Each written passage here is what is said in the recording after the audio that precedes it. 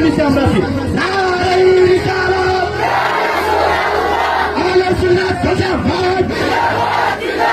আল্লামা তাহিনী আজাদ, সুন্নি নেতার আজাদ,